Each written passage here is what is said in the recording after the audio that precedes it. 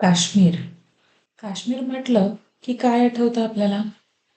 पृथ्वीवरचा साक्षात स्वर्ग. अशा स्वर्गाची सफर करण्याची इच्छा आपल्यापैकी प्रत्येकालाच असेल, नाही का?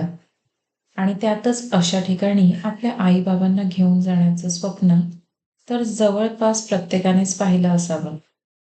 आम्ही सुद्धा पाहिलं होतं आणि ते सत्यात उतरवलं देखील. लहानपणापासून एकच गोष्ट पाहत आलोय. आई-बाबांनी स्वतःच्या सुखाचा विचार कधी केलाच नाही.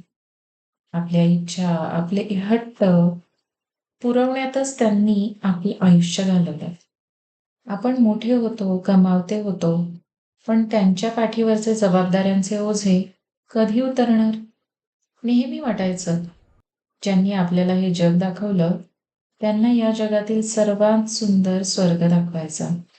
आणि तो स्वर्ग म्हणजे काश्मीर. आणि शेवटी तो दिवस उजाडला.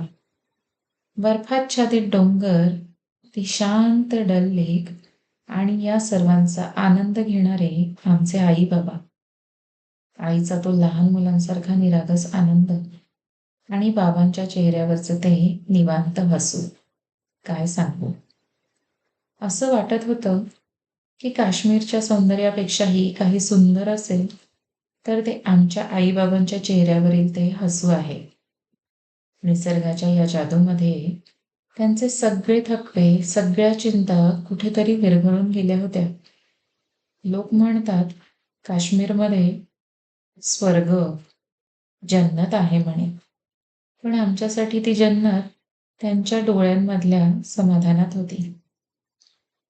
बाबांची कौतुकाची नजर आणि आईच्या डोळ्यांमधले आनंदाश्रू. तो क्षण आमच्या आयुष्यातील कोणत्याही यशापेक्षा खूप मोठा होता. पैसा तर आपण आयुष्यभर कमावू शकतो, पण आई-बाबांसोबत कमावलेल्या या आठवणी या अनमोल आहेत. एक अशी सफर जी फक्त एका जागेची नव्हती, तर ती मनाच्या गाभाऱ्यात कायमची कोरली गेलेली आनंदाची शिदोरी होती. आमची हसती खेळती अविस्मरणीय अशी काश्मीर डायरीज. तर भेटूयात आता काश्मीरच्या या सिरीजमध्ये. Stay tuned.